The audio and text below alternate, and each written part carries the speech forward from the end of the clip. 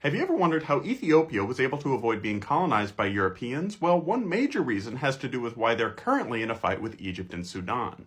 Looking at Ethiopia's outline doesn't tell the whole story. If we look at a topographical map, you can see that Ethiopia is incredibly mountainous. These are the Ethiopian highlands and account for 50 of the 100 highest peaks in Africa. These mountains are where most of the Ethiopians live, at least in the valleys between the mountains, including the nation's capital, Addis Ababa, the fourth highest capital city in the world. Throughout all of human history, mountains are the single best way to protect yourself against invading armies, and Ethiopia is the most protected on the continent. They don't even have a coastline, or at least they don't anymore. For centuries, Ethiopia's northern neighbor Eritrea was under the rule of the Kingdom of Aksum and later Ethiopia. But whereas mountains protect you from invasion, coastlines make you vulnerable.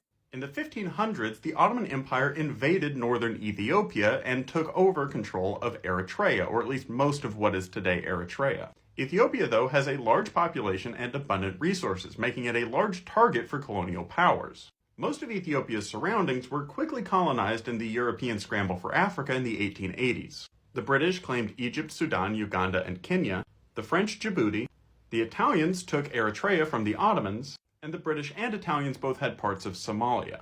However, Ethiopia's highlands made it very difficult for Europeans to invade. Another thing that helped Ethiopia out as a result of their mountains are its rivers, which are very difficult to navigate. On top of the simply rugged terrain, Ethiopia's rivers are either incredibly overfilled during the rainy season or quite dry during the dry season, making them basically unusable to European invaders. But they did try, specifically the Italians, who took Eritrea from the Ottomans as well as what is today southern Eritrea from the Ethiopians in an 1889 treaty. But the Italians claimed that this treaty also made Ethiopia a protectorate of the Italians, which was not true. The Italians and Ethiopians fought a war over this in 1896, which the Ethiopians handily won at the Battle of Adwa. The Italians, though, invaded successfully in 1936 thanks to modern military equipment and especially an air force. The occupation ended in 1941. Like I mentioned before, Ethiopia's rainfall is very seasonal, but still 90% of all water in the Nile comes from Ethiopia. Downstream, Sudan and Egypt rely on this water. 93% of all fresh water in Egypt comes from Lake Nasser on the Nile. For decades, though, water from Ethiopia has freely flowed downstream to these countries.